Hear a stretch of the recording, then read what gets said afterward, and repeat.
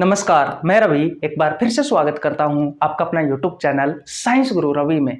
Guys, आप सबको पता है 1 फरवरी से रेलवे वाले बच्चों के लिए हमने बायोलॉजी का एक नया बैच स्टार्ट किया था, जिसमें हम बायोलॉजी के चैप्टर वाइज प्रीवियस ईयर के क्वेश्चन कर रहे हैं। मानव रोग वाले चैप्टर के प्रीवियस ईयर क्वेश्चन हमने कंप्लीट कर लिए, विटामिन वाले चैप्टर के प्रीवियस ईयर के क्वेश्चन हमने कंप्लीट कर लिए। फिलहाल अब हम जिस चैप्टर के प्रीवियस ईयर के क्वेश्चन कर रहे हैं उस चैप्टर का नाम है डाइजेस्टिव सिस्टम। क्या नाम है भैया?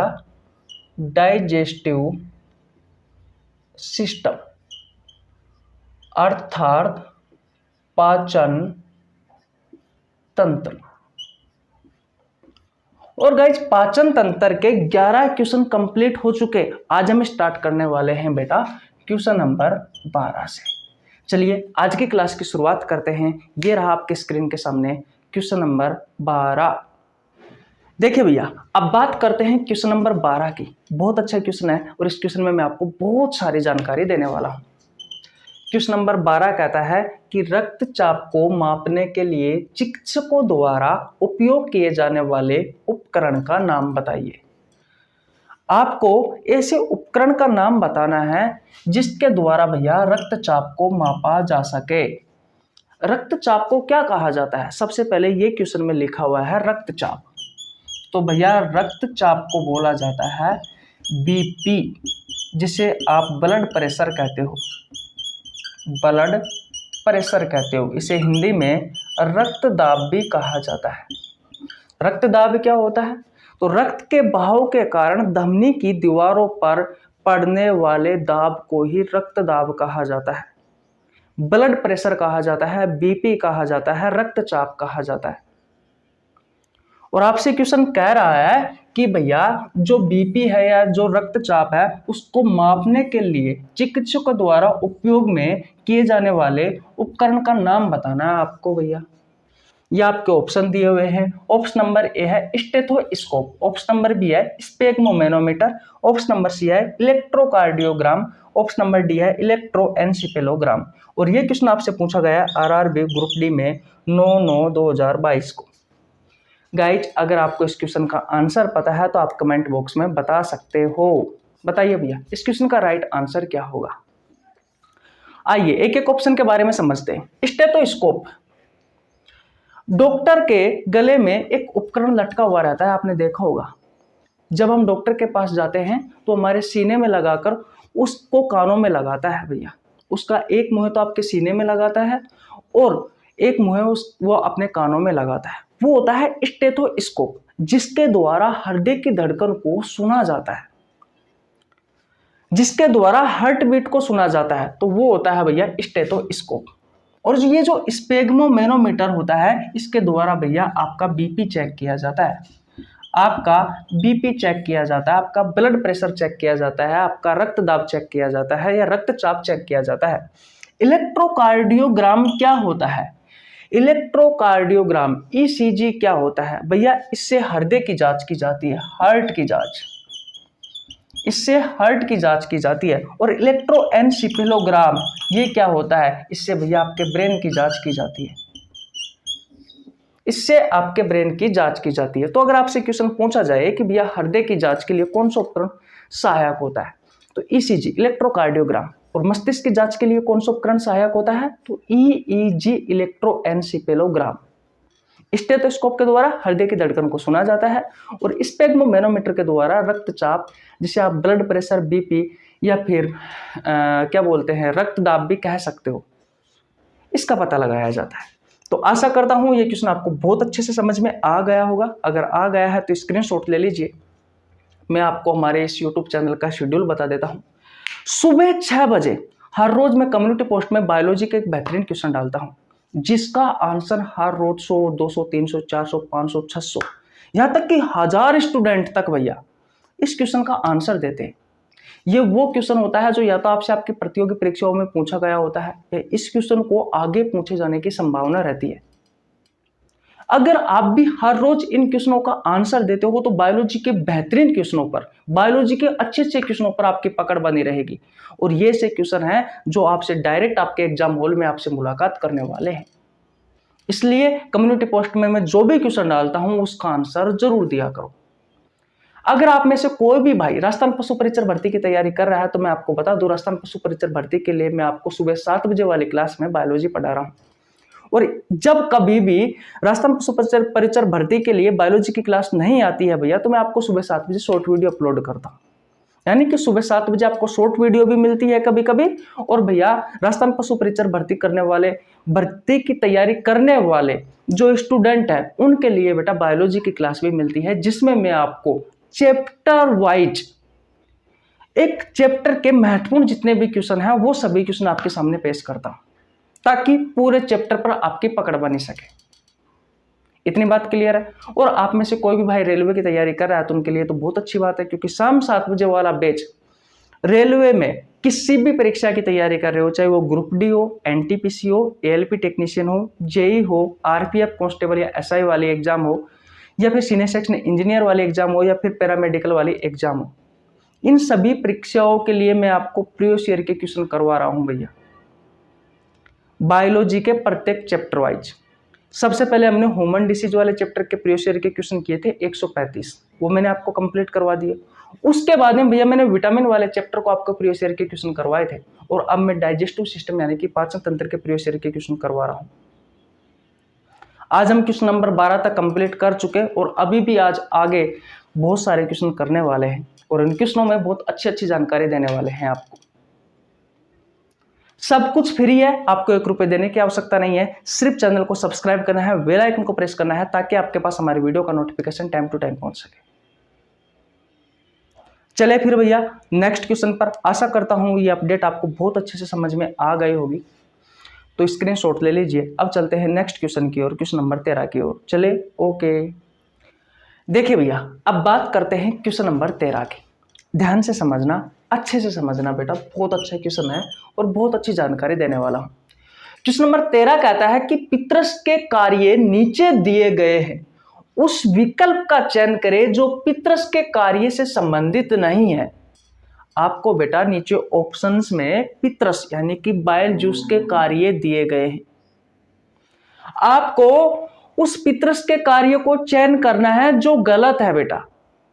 यह आपके ऑप्शंस है। ऑप्शन नंबर 1 कहता है कि यह अग्नाशयी एंजाइमों की क्रिया के लिए भोजन को क्षारीय माध्यम प्रदान करता है। ऑप्शन नंबर बी है इसमें प्रोटीन को पचाने वाला एंजाइम होता है जो प्रोटीन के पाचन में सहायक होता है। ऑप्शन नंबर सी कहता है यह अग्नाशयी एंजाइमों की क्रिया की दक्षता को बढ़ाता है। और ऑप्शन नंबर डी कहता है कि यह बड़ी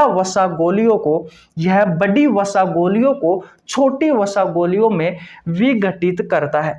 और यह क्वेश्चन आपसे आरआरबी ग्रुप डी में पूछा गया था भैया 9/9/2022 को। आप में से किसी भी भाई बहन को अगर इस क्वेश्चन का आंसर आता है तो आप कमेंट बॉक्स में बता सकते हो, अगर नहीं आता है तो जो मैं समझाता हूं बेटा उसको ध्यान से समझिए। पितरस के कार्यों से संबंधित आपसे क्वेश्चन पूछा गया है, तो सबसे पहले हमारे दिमाग में क्वेश्चन आता है कि भैया ये पितरस क्या है, भाई ये पितरस है क्या। तो पितरस को इंग्लिश में कहा जाता है भैया बाइल जूस। अब इस बाइल जूस से संबंधित आपके एग्जाम में बहुत सारे क्वेश्चन पूछे जाते हैं, और उन सभी क्वेश्चनों के जवाब आगे आने वाले 5 से 6 मिनट में आप अच्छे से दे सकते हो। बट मेरी शर्त यह है कि आपको बोर्ड की तरफ अच्छे से सुनना है और अच्छे से देखना है। देखिए भैया सबसे पहले आपसे आपके एग्जाम में जो क्वेश्चन पूछा जाता है वो ये पूछा जाता है कि इस बाइल जूस का निर्माण कहाँ होता है। तो कहाँ होता है भैया, तो आपके लीवर में होता है। कहाँ होता है, लीवर में होता है भैया इसका निर्माण। कहाँ होता है, लीवर में, जिसे आप यकृत या जिगर भी कहते हैं। दूसरा क्वेश्चन समझिए बेटा, इस बाइल जूस का कार्य जो करता है, कहने का मतलब बाइल जूस जो कार्य करता है वो कहाँ जाकर करता है, तो भैया ये छोटी आंत में जाकर के कार्य करता है। तो अगर आपसे क्वेश्चन पूछा जाए कि बाइल जूस जो होता है वो पितरस जो होता है वो कार्य कहाँ जाकर करता है, तो भैया ये स्मॉल इंटेस्टाइन में जाकर काम करता है। स्मॉल इंटेस्टाइन में जाकर काम करता है।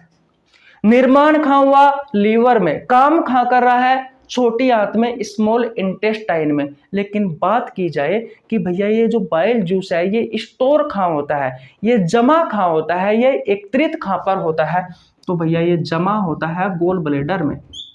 ये जमा होता है गोल ब्लैडर में। गोल ब्लैडर क्या है भैया, ये पित्ताशय है। तो भैया पित्ताशय में जाकर के ये स्टोर होता है। 3 क्वेश्चन आपके कंप्लीट हो गए। निर्माण लीवर में, कार्य छोटी आंत में, जमा आपके गोल ब्लैडर में, आपके पित्ताशय में। 3 क्वेश्चन कंप्लीट हो गए। किसी को कोई प्रॉब्लम नहीं होनी चाहिए। अब मैं इन तीनों क्वेश्चनों को मिटा देता हूं और आगे बात करते हैं। अब आपसे क्वेश्चन पूछा जाता है भैया कि इस पित्त रस में कौन सा एंजाइम पाया जाता है, इस बाइल जूस में कौन सा एंजाइम पाया जाता है जिसका निर्माण लीवर में होता है।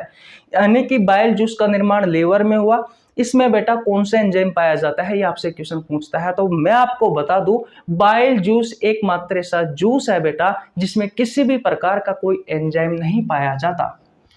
इसमें किसी भी प्रकार का कोई एंजाइम नहीं पाया जाता भैया, इस बात को आपको याद रखना है। बाइल जूस में किसी भी प्रकार का कोई एंजाइम नहीं पाया जाता, इस बात को आपको याद रखना है। समझ में आ गया?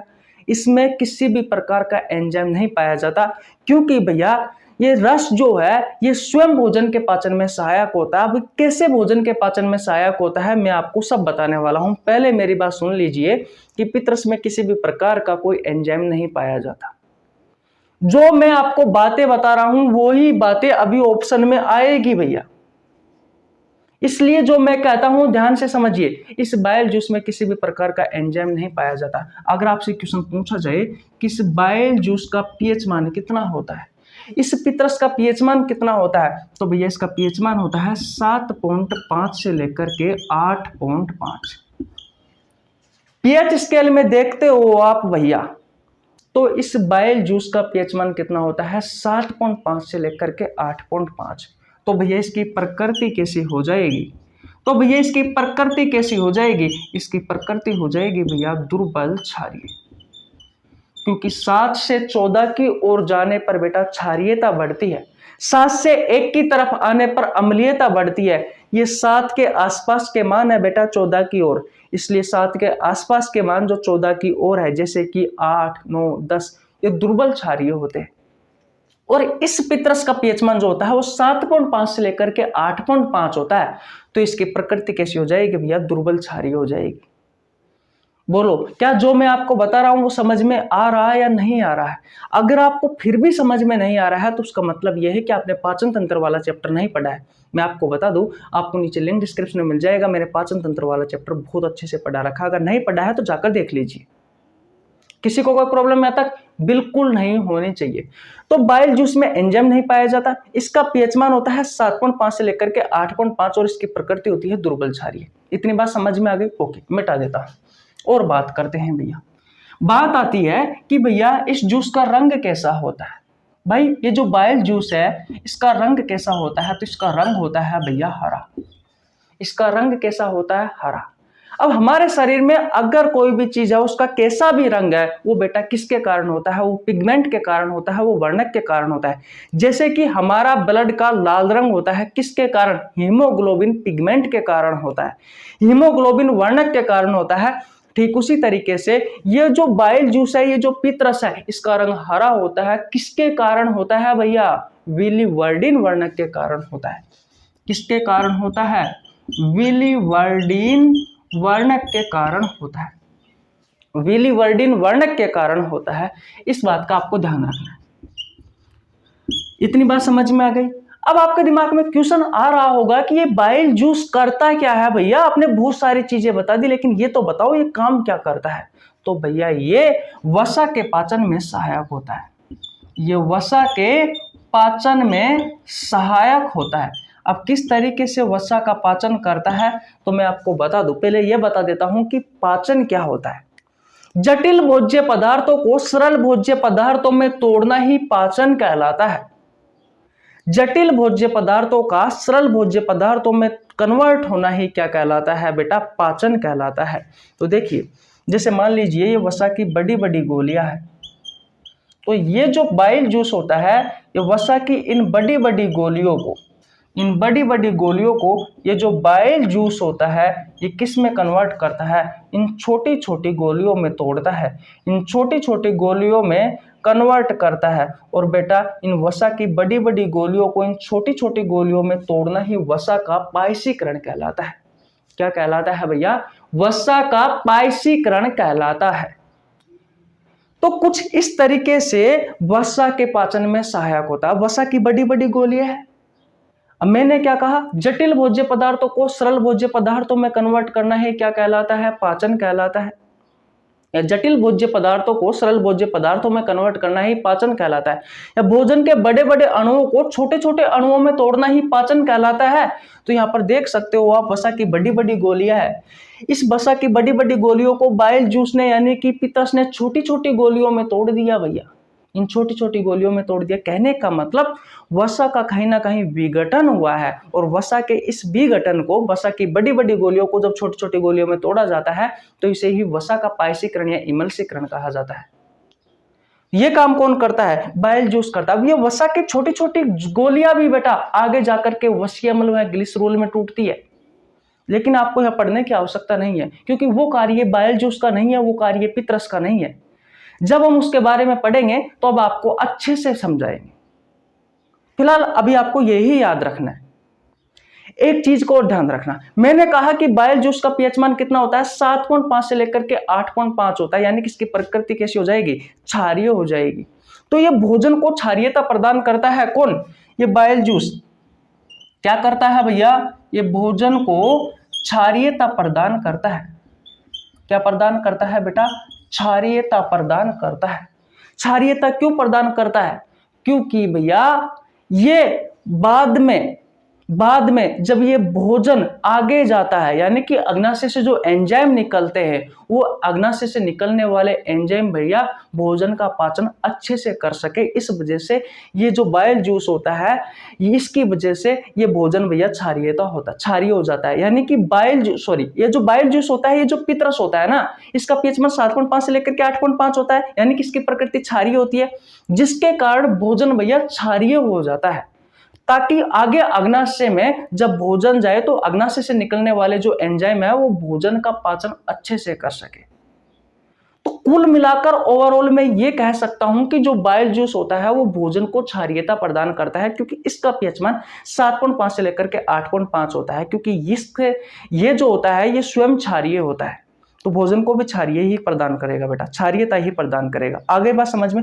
अब जो मैंने आपको सिखाया है वो आशा करता हूं आपको बहुत अच्छे से समझ में आ गया होगा। और अब ऑप्शन पढ़िए, इनके हिसाब से आपको गलत कार्य का चयन करना है। पहला मैं पढ़ता हूं, यह अग्नाशय एंजाइमों की क्रिया के लिए भोजन को क्षारीय माध्यम प्रदान करता है। अभी मैंने आपको बताया है कि बाइल जूस का पीएच मान 7.5 से लेकर के 8.5 होता है। इसकी प्रकृति क्षारीय होती है, भोजन को क्षारीयता प्रदान करता है, मैंने लिख भी रखा है, ताकि अग्नाशय रस से जो अग्नाशय एंजाइम निकलते हैं उनकी क्रिया के लिए भोजन को क्षारीयता माध्यम प्रदान करता है। बिल्कुल सही बात है बेटा, इसलिए ये सही हो जाएगा, ये गलत नहीं है, ये सही है। बी पढ़ते हैं, इसमें प्रोटीन को पचाने वाला एंजाइम होता है जो प्रोटीन के पाचन में सहायक होता है। मैंने आपको बताया था शुरुआत में कि बाइल जूस में किसी भी प्रकार का एंजाइम नहीं पाया जाता। ऑप्शन नंबर बी कह रहा है कि इसमें प्रोटीन को पचाने वाला एंजाइम होता है। नहीं होता भैया, ये गलत है, ये गलत है, ये गलत है। ऑप्शन नंबर 3 क्या कहता है? ये अग्नाशय एंजाइमों की क्रिया की दक्षता को बढ़ाता है। बिल्कुल बढ़ाता है भैया, बिल्कुल बढ़ाता है, इसलिए तो इसने भोजन को क्षारीयता प्रदान की है, ताकि एंजाइमों से निकलने वाले, ताकि अग्नाशय रस से निकलने वाले जो एंजाइम है वो इसका पाचन अच्छे से कर सके। ऑप्शन नंबर डी कहता है यह बड़ी वसा गोलियों को छोटी वसा गोलियों में विघटित करता है। विघटित का मतलब क्या होता है? टूटना या तोड़ना। विघटित करना, तोड़ना भैया। तो वसा की बड़ी बड़ी गोलियों को छोटी छोटी गोलियों में तोड़ने का काम कौन करता है? बाइल जूस करता है। ऑप्शन नंबर डी भी बिल्कुल सही हो जाएगा। लेकिन हमसे क्वेश्चन ने क्या पूछा है? आपको गलत कार्य का चयन करना है। तो गलत कार्य कौन सा है? ऑप्शन नंबर बी है। तो इस क्वेश्चन का जो राइट आंसर होगा भैया वो होगा ऑप्शन नंबर बी। तो आपका राइट आंसर हो जाएगा ऑप्शन नंबर बी। तो आशा करता हूं बेटा ये क्वेश्चन भी आपको बहुत अच्छे से समझ में आ गया होगा। अगर आपको वीडियो पसंद आ रही है तो वीडियो को लाइक कर दीजिए, आपके छोटे भाई के लिए एक प्यारा सा कमेंट कर दीजिए। चैनल पर नया तो चैनल को जरूर सब्सक्राइब कर लेना। बेल आइकन को प्रेस कर लेना ताकि आपके पास हमारे वीडियो का नोटिफिकेशन टाइम टू टाइम पहुंच सके। गाइस, इससे पहले पाचन तंत्र की 2 क्लासें हो चुकी है जिसमें मैंने आपको 11 क्वेश्चन कंप्लीट करवाए थे। अगर आपने पिछले वो 11 क्वेश्चन नहीं देखे हैं तो आपको नीचे लिंक डिस्क्रिप्शन में मिल जाएगा, प्लेलिस्ट का आप जाकर चेकआउट कर सकते हैं। मानव रोग वाले चैप्टर के एमसीक्यू क्वेश्चन नहीं किए हैं आपने प्रीवियस ईयर के, तो वो भी देख लीजिए भैया, इसी प्लेलिस्ट में आपको मिल जाएंगे। विटामिन्स वाले चैप्टर के प्रीवियस ईयर के क्वेश्चन नहीं किए हैं तो वो भी देख लीजिए भैया, आपको इसी प्लेलिस्ट में मिल जाएंगे। इतनी बात क्लियर है, स्क्रीनशॉट ले लीजिए। नेक्स्ट क्वेश्चन की ओर चलते हैं। चले भैया, ओके। देखिए भैया, अब बात करते हैं क्वेश्चन नंबर 14 की। बहुत अच्छा क्वेश्चन है बेटा। क्वेश्चन नंबर 14 कहता है कि निम्न में से कौन सा पाचक एंजाइम लार में पाया जाता है। आपको ऐसे पाचक एंजाइम के बारे में बताना है जो लार में पाया जाता हो। ये आपके ऑप्शंस है। ऑप्शन नंबर ए है पेप्सिन, ऑप्शन नंबर बी है रेनिन, ऑप्शन नंबर सी है ट्रिप्सिन, ऑप्शन नंबर डी है एमाइलेज। और ये क्वेश्चन आपसे पूछा गया है आरआरबी ग्रुप डी में 29/8/2022 को। बताइए इस क्वेश्चन का राइट आंसर क्या होगा। गाइज, इस क्वेश्चन का राइट आंसर होगा ऑप्शन नंबर डी एमाइलेज। कैसे होगा भैया, तो ध्यान से समझिए। देखिए भैया, आपकी जो लार होती है ना, इस लार में 2 एंजाइम पाए जाते हैं।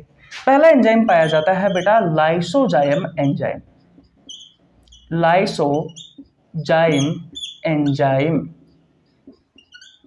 Lysozyme enzyme. अब ये लाइसोजाइम एंजाइम क्या करता है, तो भैया भोजन के साथ आने वाले भोजन के साथ